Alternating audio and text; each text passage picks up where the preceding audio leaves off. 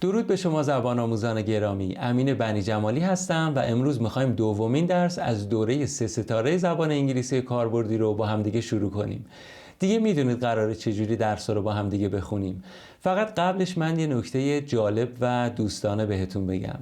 اولا که وقتی دارید فارسی صحبت میکنید سعی کنید کلمات انگلیسی غیر ضروری رو استفاده نکنید.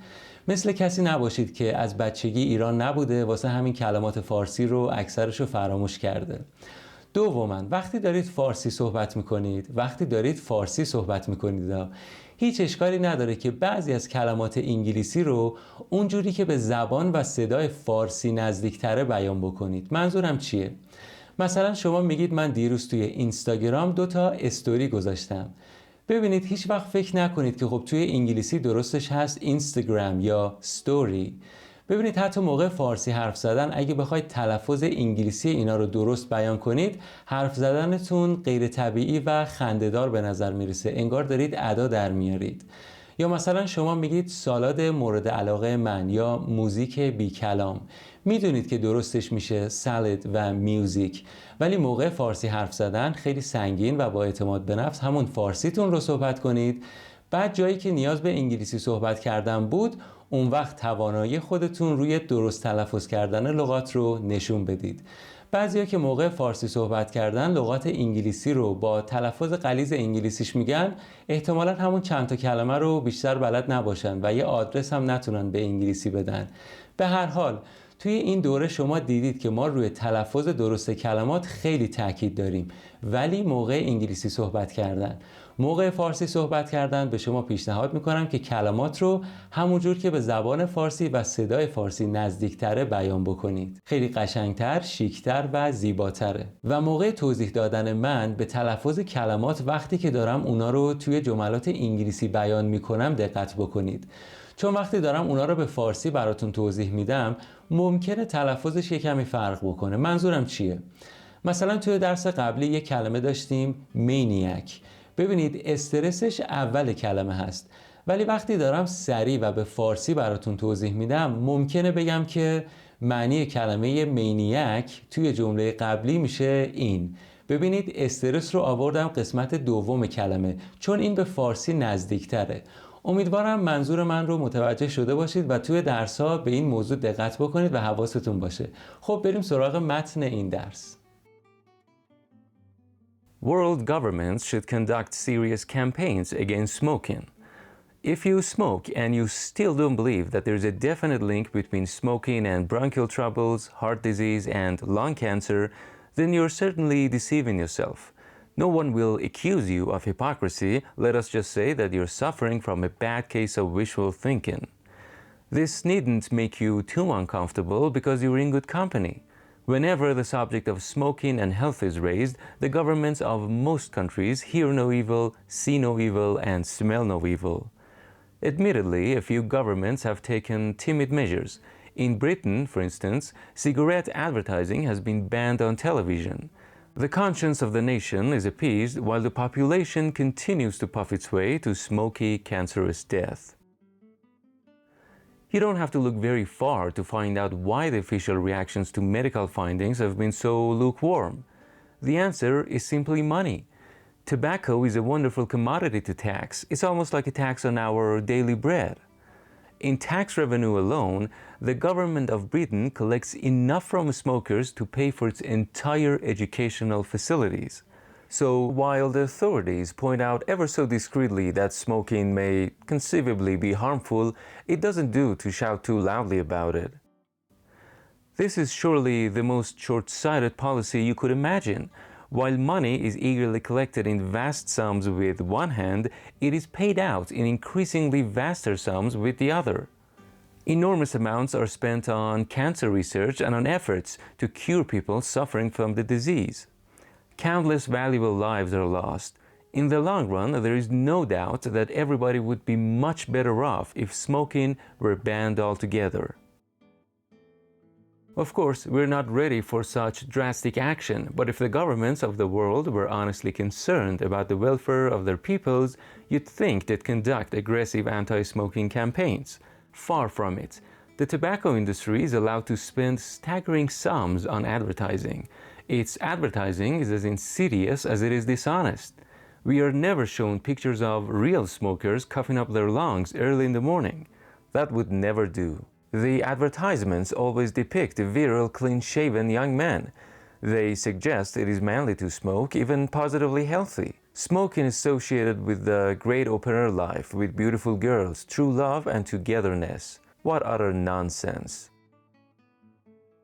For a start, governments could begin by banning all cigarette and tobacco advertising and should then conduct anti-smoking advertising campaigns of their own. Smoking should be banned in all public places like theaters, cinemas, and restaurants. Great efforts should be made to inform young people especially of the dire consequences of taking up the habit. A horrific warning, say a picture of a death's head, should be included in every pack of cigarettes that is sold. As individuals, we are certainly weak, but if governments acted honestly and courageously, they could protect us from ourselves. طبق روال درس‌های قبلی هر کدوم از پاراگراف‌ها رو که میخوام توضیح بدم قبل شما فیلم رو روی همین پاراگرافی که روی صفحه هست پاز بکنید و یه بار خودتون بخونیدش، یه نگاه کلی بهش بندازید، با کلمات و ساختار گرامریش آشنا بشید و بعد دوباره فیلم رو پلی بکنید و توضیحات منو گوش بدید. خب بریم سراغ توضیحاتش. World governments should conduct serious campaigns against smoking. از تیتر درس شروع میکنیم. Conduct a campaign یعنی یه کمپین راه بندازن. پس کمپین رو conduct میکنن. حالا اون کمپین میتونه برای ساپورت چیزی باشه، میتونه هم برای مقابله با و اعتراض به چیزی باشه که به ترتیب میشه a campaign for something و a campaign against something. If you smoke and you still don't believe that there's a definite link between smoking and bronchial troubles, heart disease, and lung cancer, then you're certainly deceiving yourself. خب اینجا اولا وقتی که کلمه if رو میبینید باید یاد چی بیفتید؟ جملات شرطی یا همون conditionals. توی درس اول همین دوره و هم دوره 2 ستاره کلی دربارش حرف زدیم. هر دوتا رو ببینید، حتما توضیحات خوبی داشت. جملات شرطی 2 قسمت دارن. یکی موقعیتی که فرض میکنیم که داخلش کلمه if داره، بهش میگن condition یا if clause، و یکی هم نتیجه اون موقعیتی که فرض کردیم، بهش میگن consequence یا result یا تخصصی تر the main clause. حالا اون موقعیته یا احتمال وقوعش زیاده که میشه نوع اول، یا احتمال وقوعش نزدیک به 0 و 0 که میشه نوع دوم، و یا کلاً مربوط به فرصتی میشه که گذشته و از دست رفته که میشه نوع سوم. یه مدل هم در مورد یه حقیقت کلی یا علمی صحبت میکرد که میشد نوع 0. اینجا توی متن خودمون یه present real condition رو داره مطرح میکنه، یعنی یه موقعیت واقعی در زمان حال. میگه اگه سیگار میکشی و هنوز باور نداری که باعث این بیماری ها میشن، این موقعیت جمله شرطیه، و ادامش میگه پس قطعاً داری خودتو گول میزنی. حالا شما شاید بگید ما توی جمله شرطی نوع اول و دقیق‌تر بخوام بگم توی قسمتی که مربوط به consequence یا همون نتیجه میشد افعالی مثل will, can و یا may داشتیم، ولی اینجا نداریم. پس این نوع 0 نوع اول نیست. خب کسایی که امتحان آیلتس یا توفل دارن دقت کنن. برای تشخیصش ببینید آیا داره احتمال یه موقعیت خاصی رو تصور میکنه و براتون بیانش میکنه و بعدش هم میگه حالا ببین نتیجه این موقعیت خاص که احتمالش زیاده پیش بیاد چیه که دارم میگم، یا اینکه یه چیز کلی رو داره میگه و بحثش احتمال نیست دیگه. توی این دوتا مثال براتون مقایسه کردم. مثال اول If people smoke they damage their health. مثال دوم If you smoke then you're deceiving yourself. ببینید همه چیز بستگی به هدف گوینده داره. اولی یه حقیقت کلی رو میگه که همیشه درسته. دومی میگه یه موقعیت خاص میخوام بهت بگم که احتمالش هم زیاده. اونم اینه که اگه تو سیگار بکشی فلان اتفاق میفته. خب پس جملات شرطی نوع اول رو یکم کاملترشون کنیم. توی قسمت نتیجه یا همون consequence یا result این جمله ها دیفالتش اینه که از future simple زمان آینده ساده استفاده بشه، یعنی عادیش اینه که گفتیم به جای will میشه از modal verb های دیگه هم استفاده کرد با توجه به معنی که مد نظرتونه، مثل can, may یا might و should. مثلا we can go for a walk if it rains یا we will go for a walk if it rains. میتونیم بریم پیاده روی اگه بارون بیاد یا میریم پیاده روی اگه بارون بیاد.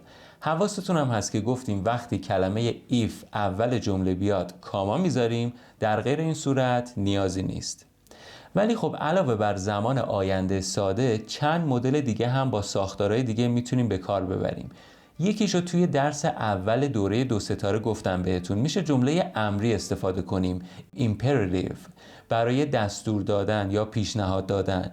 مثلا if you see her call me immediately، اگه دیدیش سریع به من زنگ بزن. بعدیش هست present continuous، مثلا if you come over we're cooking dinner. درباره برنامه‌ای که خودشون دارن داره میگه، از قبل برنامه ریزی کردن، میگه ما میخوایم شام درست کنیم با هم، تو هم اگه میای بیا. یکی از کاربردهای present continuous arrangement هست، یعنی چیزایی که برنامه ریزی کردی برای آینده. بررسی تمام کاربردهای زمان present و همینطور future قطعاً موضوعیه که توی دوره 2 ستاره کامل بررسی میکنیم به موقعش. بعدی future continuous، یه کاری که از قبل شروع شده. این مثال رو ببینید، if you call her now she'll be working، یعنی اگه تو زنگ بزنی بهش اون در حال انجام اون کاره هست که از قبل شروع کرده و همچنان هم مشغولش خواهد بود. بعدی هست present perfect، مثلا if you finish your homework you have earned yourself a break. کلاً پرفکت ها تأکیدشون روی نتیجه کاری هست که انجام شده. نتیجه تموم کردن تکالیفت اینه که یه زمان استراحت جایزه میگیری. و بعدی هست future perfect، مثلا if they start now they will have finished by 5 p.m. بازم میگم پرفکت ها تأکیدشون روی نتیجه یا تموم شدن یک کاری هست. اینجا future perfect هست، پس منظورش اینه که توی آینده قبل از ساعت مشخصی که گفته اونا کارو تموم کردن حتما اگه الان شروع کنن. ببینید اینا همه برای اینه که اگه شما با یه ساختاری متفاوت از اون چیزی که توی کتابای آموزشی دیدید مواجه شدید، فکر نکنید که این لابد گرامر جدیده. این همون جملات شرطی خودمونه، فقط اومده از زمانهای مختلف توی مین کلاس استفاده کرده. و شما هم اصلا درگیر حفظ کردن نشید که الان مثلا ما 6 تا مثال براتون زدیم، پس 6 تا موضوع جدید شما باید یاد بگیرید یا حفظ بکنید. فقط بدونید که اینجوری هم میشه. الان بحث ما جملات شرطیه که شما کاملا اونا رو بلدید و دیگه یاد گرفتید. زمانهای present و future به صورت کامل توی دوره ما بررسی میشه، اما به موقعش با توجه به متنی که داریم. خب بریم ادامه درس. No one will accuse you of hypocrisy. Let us just say that you're suffering from a bad case of wishful thinking. اینجا اولا که یادتون باشه accuse somebody of something هستش و let us همون let's هست. let's go یعنی let us go. وقتی از let us استفاده میکنن مثل همینجا، میخواد به صورت امری ولی مؤدبانه یه پیشنهادی بده. منظورش چیه با این جمله؟ ببینید اگه شما سیگار میکشی و فکر نمی‌کنی برات ضرر داره، کسی نمیاد تهمت ریاکار بودن و دورویی به شما بزنه که یعنی بهتون بگه در حقیقت میدونی ضرر داره ولی داری نقش بازی میکنی. نه، چون اونقدر مسئله مهمی که نیست. میگه اگه فکر نمی‌کنی ضرر داره چون توهم و خیال برات داشته و نمیخوای قبول کنی اینو. wishful thinking اینو وقتی استفاده میکنید که کلی سند و مدرک هست درباره یه چیزی ولی یه نفر باز قبول نداره و حرف خودشو میزنه. A bad case of تقریبا یعنی اوضاع خیلی خرابه. اینجا منظورش توی همین wishful thinking هست، یعنی گرفتار یه کیس خیلی بدی از wishful thinking شدی، توهم و رویا پردازی بی‌معنی. This needn't make you too uncomfortable because you're in good company. needn't یعنی need not شاید خیلی اینجوری ندیده باشید شما. میتونست بگه you don't need to یا This doesn't need to و ادامه جمله. چند تا حالت دیگه که جمله رو میشد گفت براتون نوشتم، ولی اینجا تصمیم گرفتم need not یا همون needn't بیارم که این کلمه هم ببینید. Be in good company یه اصطلاحه، یعنی تنها نیستی، خیالت راحت. میگه اگه فکر میکنی سیگار برات ضرر نداره، این حرفای ما خیلی اذیتت نکنه، چون تو تنها نیستی که اینجوری فکر میکنی. Whenever the subject of smoking and health is raised, the governments of most countries hear no evil, see no evil, and smell no evil. Raise a subject یعنی یه موضوعی رو مطرح کردن. Hear no evil, see no evil, and smell no evil یه اصطلاحه، یعنی هیچ واکنشی نشون ندادن، اصلا انگار نه انگار. میگه وقتی صحبت سیگار میاد وسط، دولت‌ها عین خیالشون هم نیست که یه فکری بکنن. ببینید معنی raise a subject رو بهتون گفتم. اینجا گفته a subject is raised، جابجا شدن. این ساختار یک جمله پسیو هست. فقط همین رو بدونید، یادتون باشه. آخر درس تمام جملات پسیو رو جمع میکنیم و اونجا براتون کامل توضیح میدمش. Admittedly, a few governments have taken timid measures. Admittedly یعنی خداییش، از حق نگذریم. وقتی میخوای یه چیزی بگی که تا همین جمله قبلی داشته درباره‌اش اعتراض میکردی و غر میزدی. Take measures یعنی یه کاری کردن، یه اقداماتی انجام دادن. Measures اینجا معنی روش و متد میده. میگه که حالا از حق نگذریم، بعضی از دولت‌ها یه سری کارهای کوچیکی کردن. کلمه تیمید خودتون از اون جزوه‌ای که براتون میذارم معنیشو برید ببینید و پیدا کنید. چند تا معنی داره، اونی که مربوط به اینجا میشه چیه شما برای من بنویسید. In Britain, for instance, cigarette advertising has been banned on television.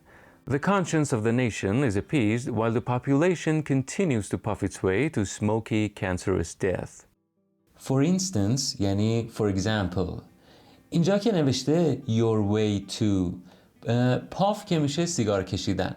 حالا وقتی یه فعل رو به همراه your way to میاری، اصطلاح خیلی جالب و پرکاربردی میشه و فکر نکنم حتی اگه توی گوگل سرچ کنید هم بتونید توضیح درستی ازش پیدا کنید. کی ازش استفاده میکنیم؟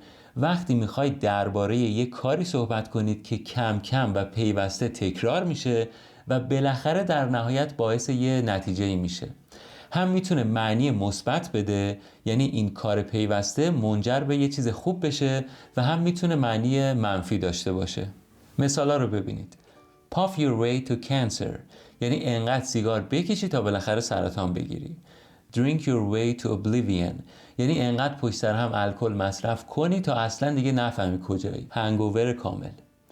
Talk your way to success یا talk your way to the top یعنی با صحبت کردن و ارتباطات خوب برقرار کردن راه خودتو تا موفقیت پیش ببری. یا مثال آخر walk your way to freedom. توی خیلی فیلم ها و کتاب ها میتونید این ساختار رو ببینید، خیلی معروفه. کلاً معنی جمله آخر این پاراگراف میشه وجدان ملت یکم آروم شده که تبلیغات سیگار ممنوع شده توی تلویزیون، ولی همچنان همه دارن تا حد مرگ سیگار میکشن، یعنی تأثیر خاصی نداشت. دوباره it has been banned on television جمله پسیو هست. فقط یادتون باشه گفتم آخر درس اینا رو یک جا کامل توضیح میدم. You don't have to look very far to find out why the official reactions to medical findings have been so lukewarm. اینجا you don't have to look very far یعنی برای جواب سوالت خیلی لازم نیست تحقیق کنی و جستجو کنی، چون جواب واضحه. یا تو فارسی تقریبا میگیم لازم نیست جای دوری بری. این دوتا مثال رو ببینید. You don't have to look very far to see the impact of climate change یعنی برای اینکه اثرات climate change رو ببینی هم یه نگاه به دور و برت بندازی متوجه میشی. منظورش اینه که اثراتش همه جا دیده میشه. مثال بعدی You don't have to look very far to see how technology has changed our lives یعنی برای اینکه ببینی تکنولوژی چجوری زندگی ما رو تغییر داده، یه نگاه به دور و برت بندازی متوجه میشی. لازم نیست جای دوری بری برای اینکه جواب پیدا کنی.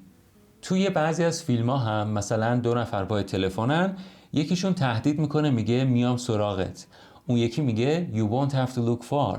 این یعنی لازم نیست خیلی بگردی. حالا چرا؟ منظورش چیه؟ یعنی من خودم میام سراغت. میخواد بگه که تویی که باید از من بترسی.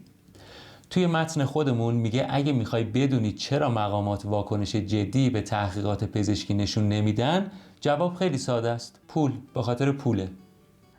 The answer is simply money.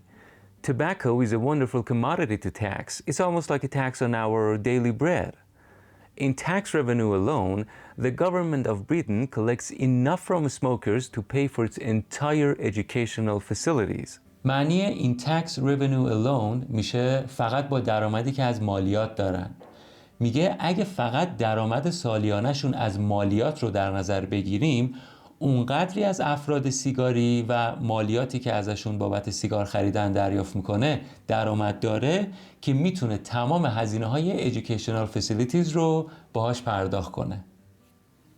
So while the authorities point out ever so discreetly that smoking may conceivably be harmful, it doesn't do to shout too loudly about it. این جمله چند تا نکته ریز و خیلی قشنگ داره.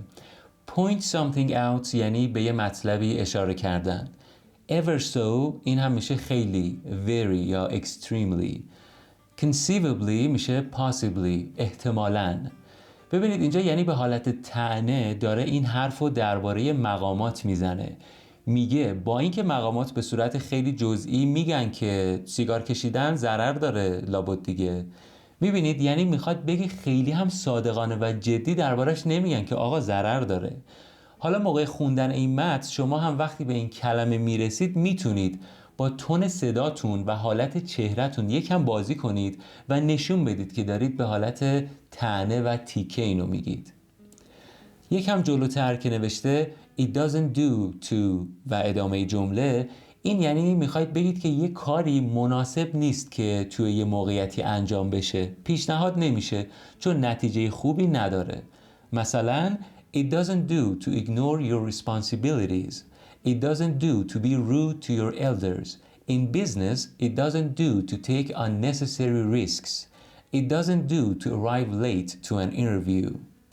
اینجا توی متن خودمون هم گفته با این که بعضی وقتا ممکنه یه اشاره جزئی کنن که سیگار بده، اما خیلی هم خب مناسب نیست که بخوان جدی و واضح دربارش حرف بزنن. چرا حالا؟ خب چون سودشون از اینه دیگه. ببینید از این اصطلاح به شکل‌های مختلف میشه استفاده کرد جاهای مختلف.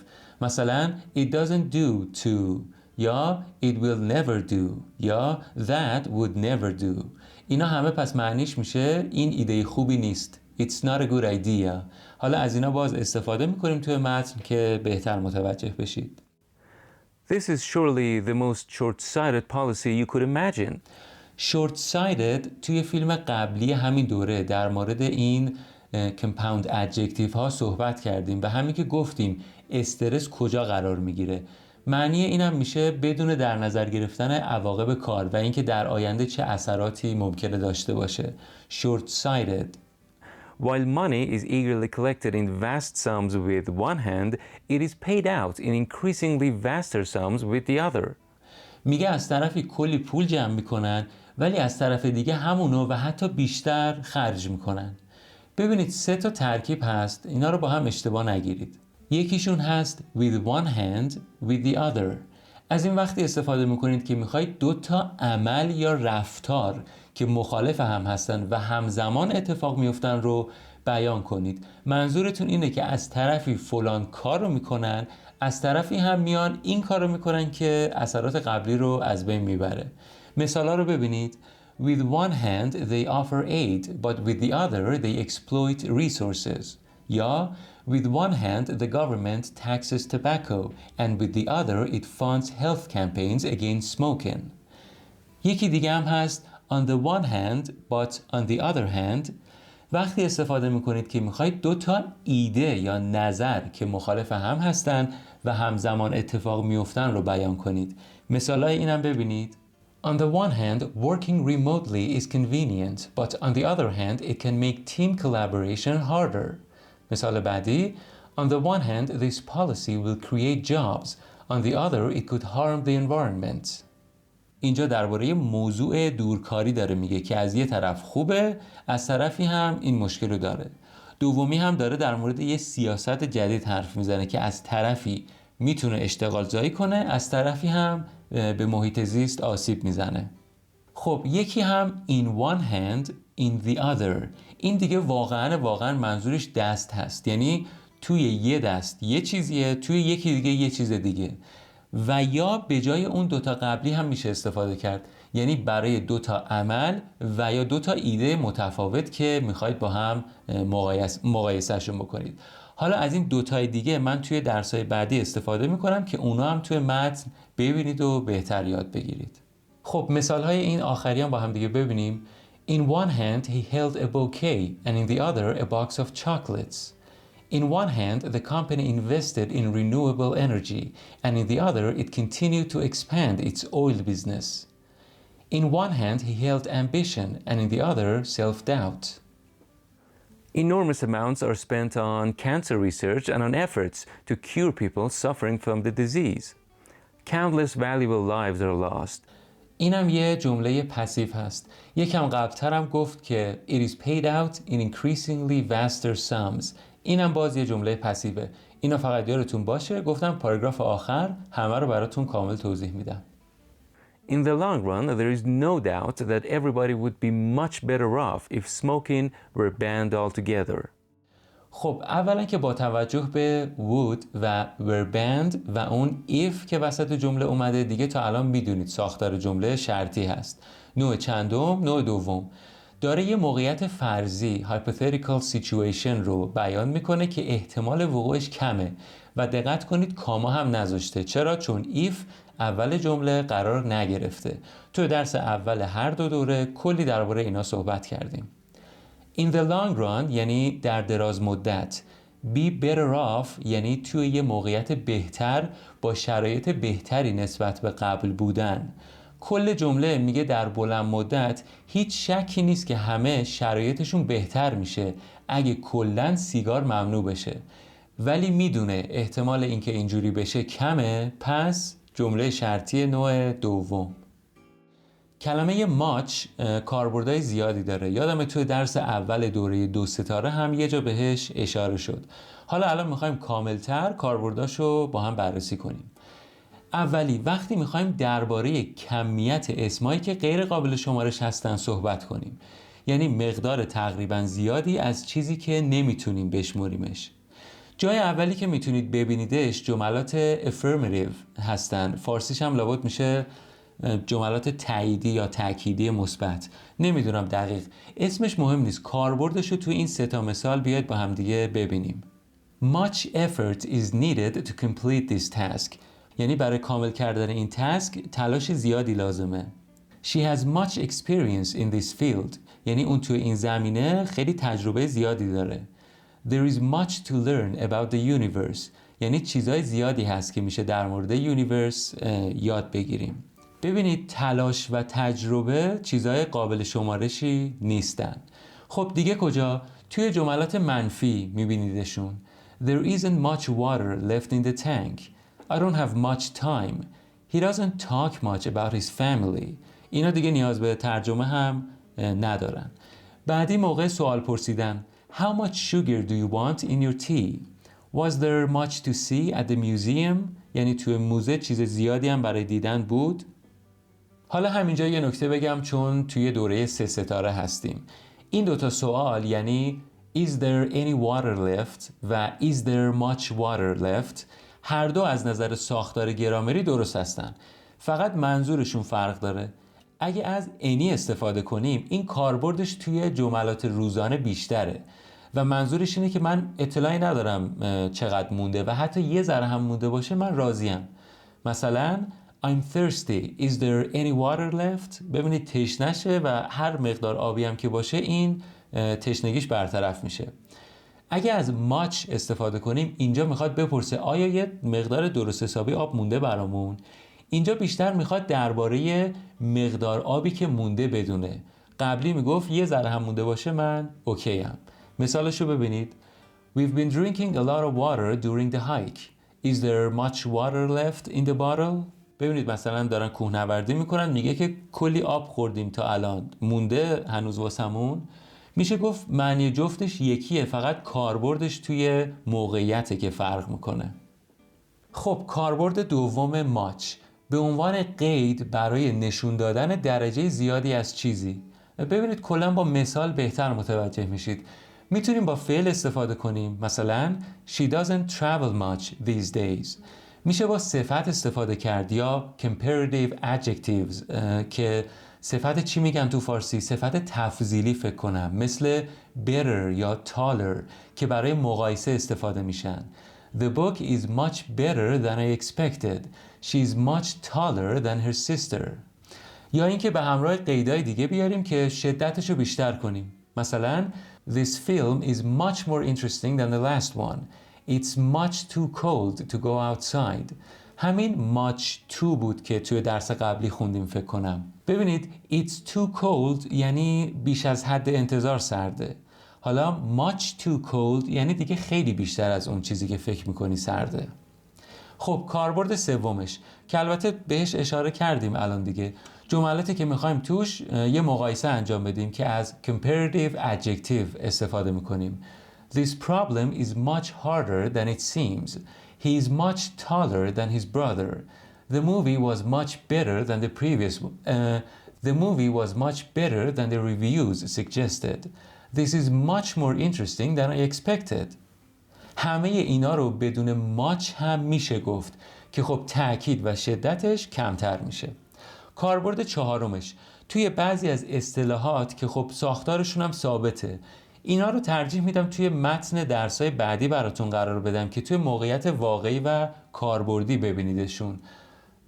این آخری توی درس قبلی بود، اونم حتما دوباره ببینید. So much for توی درس قبلی با توجه به موقعیت یه معادل فارسی تقریبی براش گفتیم. حالا این مثال هم ببینید. So much for our picnic. It's raining now. اینم از پیکنیک رفتنمون، داره بارون میاد. یعنی کنسل دیگه. عجب که رفتیم پیکنیک. برای ابراز ناراحتی از چیزی هست که اونجور که میخواستید یا ادعا میشد نبود. کاربرد آخرش جوابای کوتاه. مثلا Did you enjoy the movie? Not much. نه خیلی. خب یه یادآوری مهم، اگه درس‌ها طولانی و یا کمی سخت شد براتون، حتما اون حرفی که توی فیلم معرفی دوره زدم رو یادتون باشه. یاد گرفتن هر مهارتی یه جایی سخت میشه و اونجا بهتون گفتم که چجوری از این نقطه سخت میتونید رد بشید. یکی از مهمترین پارامتراش پیوسته تمرین کردن و چند بار دیدن این فیلماییه که خیلی راحت برای شما در دسترسه. یعنی شما لازم نیست برید سر کلاس بشینید یا حتی نوت برداری بکنید. خیلی راحت میتونید توی خونه یا سر کار اونا رو ببینید و تمرین بکنید. البته سر کار که نه، اونجا کار بکنید، ولی توی خونه بهترین فرصت برای تمرین این درس هست. Of course, we're not ready for such drastic action, but if the governments of the world were honestly concerned about the welfare of their peoples, you'd think they'd conduct aggressive anti-smoking campaigns. یکی از فوق‌العاده ترین جمله هایی هست که از نظر ساختاری توی زبان انگلیسی میتونید ببینید. توی درس قبلی که گفتیم جملات شرطی از پرکاربردترین ساختار زبان انگلیسی هستن، واقعا همین جوریه. اینجا اولا که میخواد بگه اگه دولت‌ها به سلامت مردمشون اهمیت بدن و ادامه جمله، و چون میدونه که این اتفاق نمیفته و احتمالش کمه، از جمله شرطی نوع دوم استفاده کرده. قسمت دوم جمله که قسمت consequence یا main clause جمله شرطی هست، بازم توی درس اول همین دوره دربارش کلی حرف زدیم. یادتونه یه اتفاقی میفته که متوجهش نمیشید، یعنی نمیفهمید چرا، چون انتظار داشتید جور دیگه‌ای باشه یا ادعا میشده که جور دیگه‌ای هست. توی این جمله انتظار چه چیز دیگه‌ای داشته که الان مخالفشو داره میبینه؟ اینکه دولت‌ها وانمود میکنن سلامت مردمشون براشون مهمه. حالا اینجا گفته اگه واقعا همین بود که ادعا میکنید، کمپین مقابله با سیگار را مینداختید که ننداختید. یعنی هم you'd think استفاده کرده، هم شرطی نوع دوم دیگه، یعنی کاملا هم یه موقعیت با احتمال کم رو داره بیان میکنه، همین که داره اعتراض میکنه. اینجا if و where آورده اول جمله شرطی، پس برای هماهنگی باهاش قسمت دوم you would think آورده و بعد از you would think هم با توجه به ساختاری که نشونتون دادیم یا یه would دیگه میاره یا زمان گذشته و past form استفاده میکنه. حتما توضیحات مربوط به اینا رو توی درس قبلی هم ببینید. اینجا دیگه ما نمیتونیم خیلی براش وقت بذاریم. کلمه such که توی این جمله میبینید کاربردهای خیلی خوبی داره که الان میخوایم با هم بررسیشون کنیم. کاربرد اولش، وقتی روی خوب بودن یه چیزی میخوای تاکید کنی. It was such a beautiful day. She's such a talented artist. They told me such amazing stories. It's such a great idea. بعدش، وقتی میخوای بگی از این دست یا از این قبیل، این چنین. مثالا رو ببینید. I've never seen such behavior before. یعنی من تا حالا همچین رفتاری ندیدم. Such actions will not be tolerated. یعنی چنین کارایی قابل تحمل نیستند. They deserve punishment for such crimes. اینم دیگه معنیش مشخصه. خب بعدی، وقتی میخوای دلیل یه موقعیت رو بیان کنی از such that استفاده میکنی. مثلا It was such a hot day that we decided to stay indoors. یعنی اینقدر هوا گرم بود که ما تصمیم گرفتیم هم تو خونه بمونیم. He spoke with such passion that everyone was moved. یعنی با چنان احساسی حرف میزد که همه تحت تاثیر قرار گرفتن. She made such a mess that it took hours to clean. یعنی انقدر به هم ریخت همه چیزو که چند ساعت طول کشید تا مرتبش کنیم. کاربرد بعدیش، توی بعضی از اصطلاحات هست که ساختارشون همیشه ثابته، مثل much. یادم میمونه توی متن درسای بعدی اینم براتون استفاده کنم که اونجوری بهتر متوجه میشید. such as مثلا خیلی دیدیدش وقتی میخواید مثال بزنید. کاربرد آخرش که تقریبا مثل دومی میمونه، یعنی وقتی میخواید بگید چیزایی از این دست، چنین کارایی. مثالا رو ببینید. If you need help, just ask. I'm always happy to do such. There were several accidents, but such is life. این such is life یعنی زندگی اینه، همینه دیگه، از این اتفاقا میفته. He likes hiking and such. He likes hiking and such. یعنی از هایکینگ و اینجور چیزها خیلی خوشش میاد. خب چند تا مثال بیشترم براتون نوشتم اینجا که شما خودتون بخونیدشون و بگید به من که مربوط به کدوم کاربرد such هست و برام بنویسید حتما. یه کلمه اینجا میبینید peoples و آره people رو میشه جمع بست در جای مناسبش. البته بیاید یکم بررسی کنیم کجاها میتونیم peoples استفاده کنیم. توی امتحانا آیلتس یا توفل خیلی حواستون باشه. وقتی میخواید درباره چند تا گروه که از همدیگه متمایز هستن و با هم فرق دارن، مخصوصاً از نظر فرهنگ، نژاد و قومیت حرف بزنید. میخواید روی تنوعشون تاکید کنید. مثلا وقتی میخواید درباره وجود این گروه‌ها یا حق و حقوقشون حرف بزنید. مثالا رو ببینید. Many peoples around the world celebrate the new year in unique ways. این مشخصه، منظورش اینه که آدمای زیادی که فرهنگ و آداب مختلفی هم دارن سال نو رو جشن میگیرن به سبک خودشون. دومی، The United Nations recognizes the rights of indigenous peoples to preserve their heritage. اینجا هم داره درباره حق و حقوق و آدمای بومی منطقه‌ای حرف میزنه، پس حتما peoples استفاده میکنه. حالا اگه درباره یه گروهی از افراد در حالت کلی صحبت کنید و فرهنگ و نژادشون توی صحبت مهم نباشه یا همشون یه دست باشن و نژاد و فرهنگشون یکی باشه، از people باید استفاده کنید. میشه گفت وقتی که میخواید کلمه person رو جمع ببندید از people استفاده میکنید. مثلا این دوتا مثالی که الان میخوام بخونم واسهتون اینا اشتباهه. اولی The French peoples، این اشتباهه، یا The peoples of New York City. ببینید تو اولی درباره مردمی که همشون فرانسوی هستن صحبت میکنید. دومی هم همشون کسایی هستن که ساکن نیویورک هستن. البته اگه منظورتون تنوع فرهنگی و نژادی توی نیویورک باشه، اون وقت peoples انتخاب درستیه. همه چیز بستگی به متن و منظور شما داره. توی متن ما من چرا peoples آوردم؟ چون قبلش گفتم world governments، یعنی دولت‌هایی که سراسر دنیا هستن. برای همین ملت‌هاشون هم فرهنگ و نژاد خاص خودشونو دارن دیگه. Far from it. The tobacco industry is allowed to spend staggering sums on advertising. Its advertising is as insidious as it is dishonest. far from it وقتی استفاده میشه که یه چیزی رو که قبلش بیان شده یا فرض کردید رو میخواید باهاش مخالفت کنید، یعنی بگید اصلا هم اینجوری نیست. منظورش اینه که کمپین مقابله راه بندازن، اصلا هم اینجوری نیست، کلی هم کمکشون میکنن. تازه اینجا این ساختاری که از 2 تا از استفاده کرده معنیش میشه به همون اندازه که دومی هست اولی هم هست. یعنی چی اینجا میگه یعنی به همون اندازه که دیسانست هستن این سیریس هم هستن. معنیاش رو داخل اون جزوه اون فایل PDF که زیر همین ویدیو دانلود میکنید میتونید پیدا کنید. We are never shown pictures of real smokers coughing up their lungs early in the morning. That would never do. بازم ساختار جمله پسیو رو میبینید اینجا که گفتم توی پاراگراف آخر کامل بررسیش میکنیم.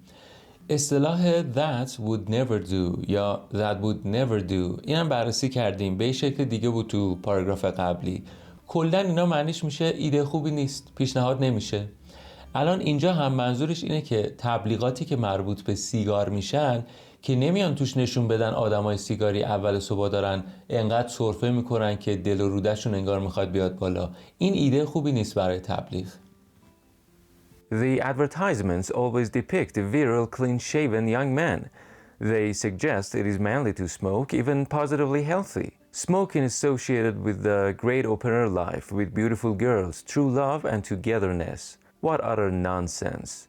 وقتی کلمه what رو با یه صفت بعدم یه اسم استفاده کنید، این یه جمله کامل به حساب نمیاد توی زبان انگلیسی، ولی استفاده میشه برای ابراز یه حس شدید یا تاکید روی نظرتون. مثلا what a wonderful surprise، یعنی چه سورپرایز خوبی. یا مثال بعدی they claim the moon is made of cheese، what utter nonsense، یعنی چقدر مسخره. این what utter nonsense رو توی درس قبلی هم داشتیم. اگه دقت کنید تمام درس‌های ما یه جوری به همدیگه مرتبط میشن و یه موضوع برای شما هی تکرار میشه که شما فقط با گوش دادن پیوسته این درس‌ها بتونید اونا رو یاد بگیرید. حالا توی این متن خودمون هم گفته که تبلیغات سیگار کشیدن رو به مردونگی و زندگی خوب و دور هم بودن ربط میده. چقدر مسخره و بی ربط. For a start, governments could begin by banning all cigarette and tobacco advertising and should then conduct anti-smoking advertising campaigns of their own. کلمه could و همینطور would خیلی پرکاربرد هستن توی زبان انگلیسی. من برای هر کدوم 7-8 تا کاربرد توی متن‌های مختلف براتون آماده کردم که بعداً همه رو بررسی می‌کنیم حتما.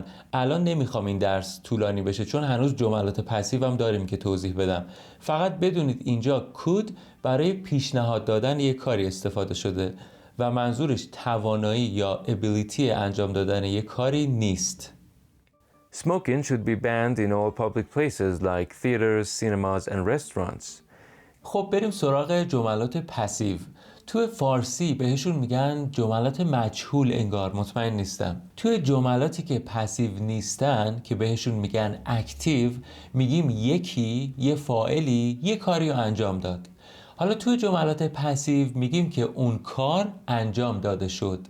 تخصصی بخوایم بگیم مفعول یا آبجکت جملات اکتیو میان میشن سابجکت یا فاعل جملات پسیو. حالا این اسمای آبجکت و سابجکت و فاعل و اینا رو کار نداشته باشید. این مثال رو ببینید. جمله اکتیو میشه The chef cooked the meal. اگه بخوایم پسیو تبدیلش کنیم میگیم The meal was cooked by the chef. این قسمت داخل پرانتز که میگیم اون کار توسط کی انجام شده رو میگن ایجنت این جمله هست که بای اون رو معرفی میکنه و میشه نیاریمش اصلا این the ایجنت جملات پسیو رو. چرا؟ چون تو جملات پسیو کی اون کار رو انجام داده اهمیتش کمه. توی جملات پسیو برخلاف جملات اکتیو تمرکز روی اون کاری هست که انجام شده و اون مفعولی که دریافت کننده اون کار بوده. ولی جملات اکتیو این که چه کسی اون رو انجام داده برای ما مهمه. یه بار دیگه این تصویر رو ببینید که تو ذهنتون بهتر بمونه که نکته اصلی جملات پسیو این تغییر تمرکز و تأکید ما هست. خب حالا ببینیم کجاها استفاده میشن اصلا. 1. همینی که الان گفتیم وقتی داریم درباره اون کاری که انجام شده حرف میزنیم. مثلا The bridge was built in 1920. مسئله مهم و موضوعی که داریم درباره‌اش حرف میزنیم پلی هست که ساخته شده، نه اینکه حالا چه کسی ساختش. کاربرد دوم، وقتی اصلا نمیدونی کی اون کار رو انجام داده یا اصلا مهم نیست. مثلا The painting was stolen last night.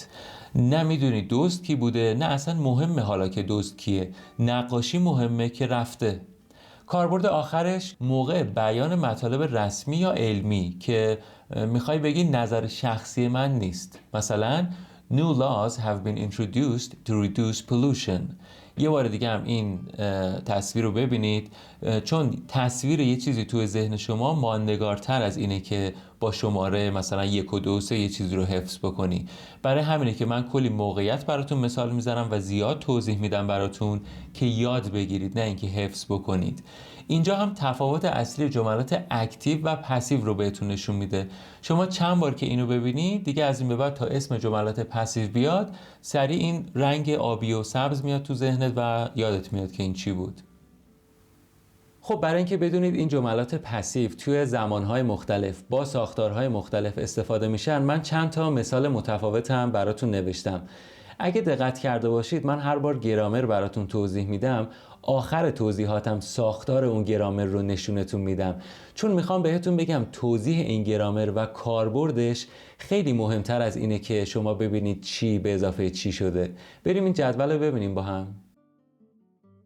She writes a letter. A letter is written by her. They are cleaning the house. The house is being cleaned. He painted the wall. The wall was painted. They were watching a movie. A movie was being watched. She has sent the email. The email has been sent. They will finish the project. The project will be finished. He can solve the problem.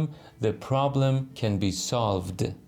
اولا که ببینید خیلی زمانها اینجا هست که ما هنوز بررسیشون نکردیم. شاید شما از قبل بدونید ولی ما هنوز بررسیشون نکردیم، ولی بدونید که زمانهای present، past و future به صورت کامل توی دوره ما به تدریج بررسی میشن. و نکته دوم این که توی درس قبلی همین دوره اگه یادتون باشه یه نکته مهم در مورد تلفظ کردن کلماتی که ایدی میگیرن بهتون گفتم.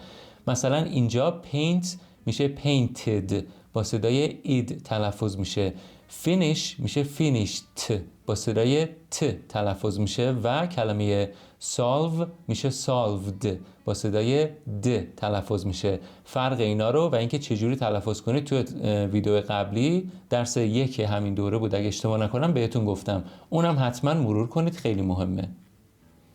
توی این درس خودمونم توی این متنی که داریم میخونیم من سعی کردم تا جایی که میشد براتون جملات پسیو استفاده بکنم. الان میریم از اول درس تا اینجا هرچی جملات پسیو هست رو هایلایت میکنیم، یه نگاه کلی بهش میندازیم و اونایی که پسیو هستن و من هایلایت نکردم رو شما بگردید پیدا کنید و برای من بنویسید. علاوه بر اون یه تمرین دیگه هم هست که الان براتون توضیح میدم، اونم حتما انجام بدید و وقتی کامل شد توی کامنت ها برای من بنویسید. ببینید این جملات پسیوی که توی این متن داشتیم رو براتون هایلایت کردم. اولا ببینید دیگه جمله پسیوی هست که من بهش اشاره نکردم، اونا رو پیدا کنید. دوما ببینید برای این جملات میشه اون ایجنت هم معرفی کنید. یادتونه چی بود؟ با بای ایجنت رو معرفی میکردیم توی جملات پسیو. و سوما ببینید که اگه جمله میخواست اکتیو باشه چه شکلی میشد. یه مثال براتون میزنم.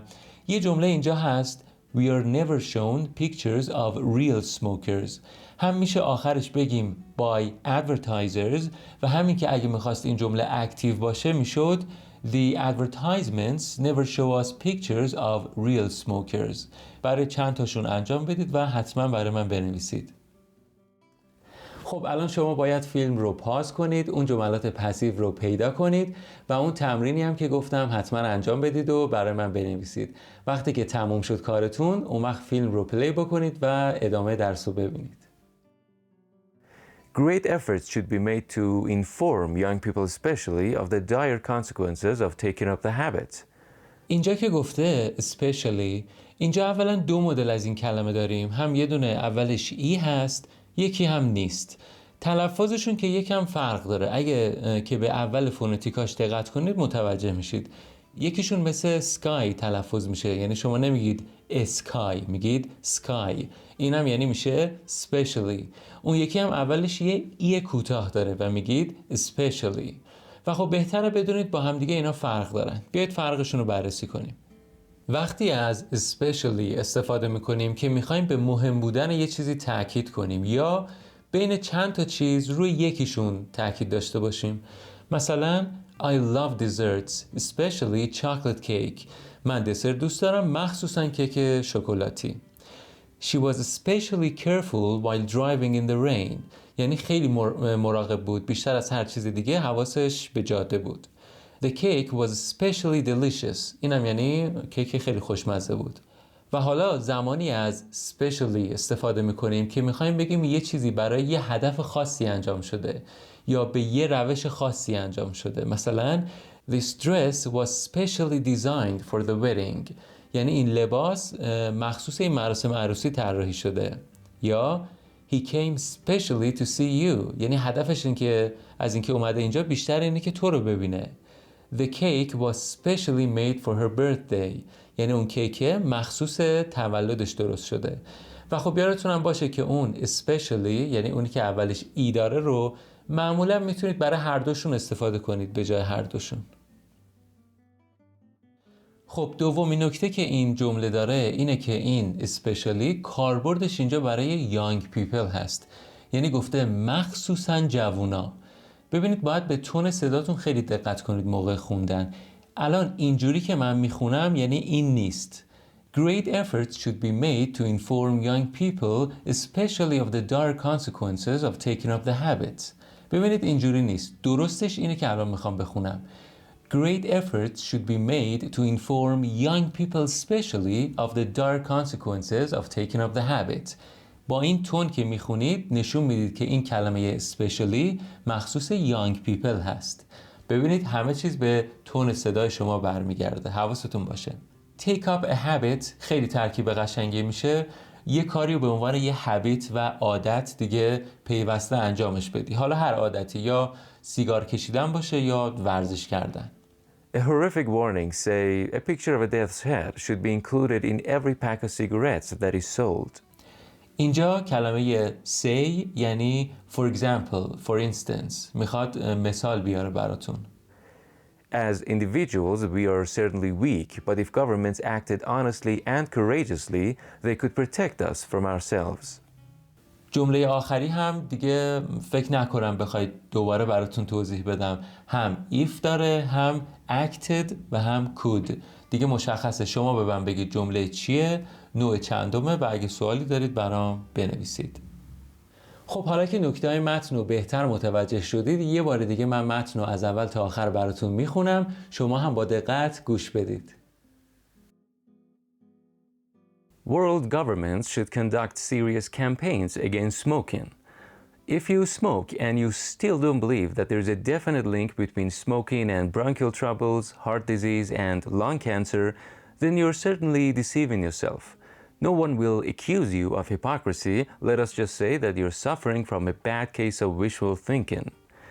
This needn't make you too uncomfortable because you're in good company.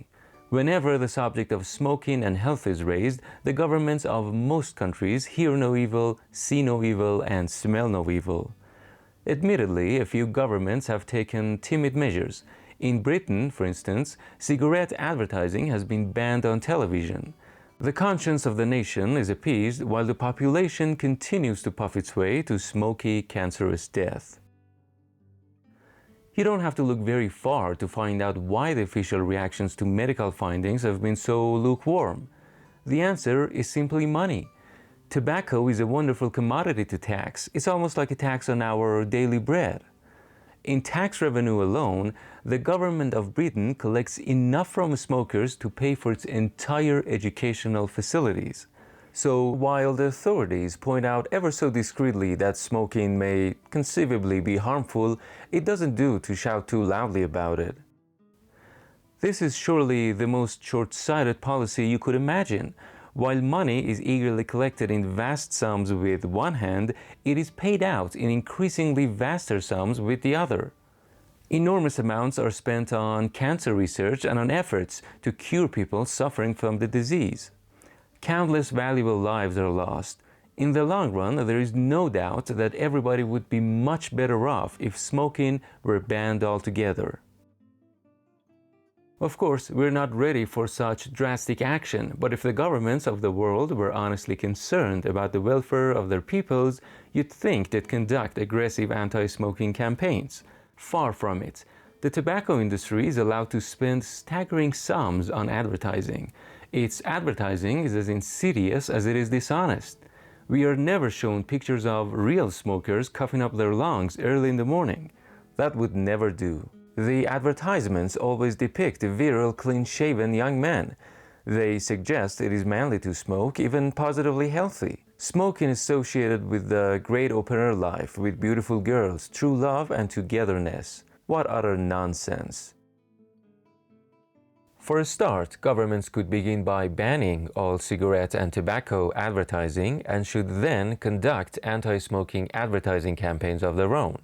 Smoking should be banned in all public places like theaters, cinemas, and restaurants. Great efforts should be made to inform young people especially of the dire consequences of taking up the habit. A horrific warning, say a picture of a death's head, should be included in every pack of cigarettes that is sold. As individuals, we are certainly weak, but if governments acted honestly and courageously, they could protect us from ourselves. خب خیلی خوب بود. طبق روال جلسه های قبلی میدونید که میتونید به جزوه PDF و لیست کامل لغات و اصطلاحات همین درس دسترسی داشته باشید. فایل PDF که لینکش رو زیر همین فیلم براتون میذاریم، لیست کامل لغات و اصطلاحات هم که توی صفحه اینستاگراممون براتون میذاریم، میتونید برید ازش استفاده بکنید. تا الان فکر کنم 3 یا 4 درس توی کانال ما باید دیده باشید. اگه نظر، سوال و یا پیشنهادی دارید حتما برای من بنویسید. من خودمم اونا رو میخونم و تا جایی که بتونم بهشون جواب میدم. خب این درس دوم از دوره 3 ستاره زبان انگلیسی کاربردی ما بود. امین بنی جمالی هستم. مراقب خودتون باشید.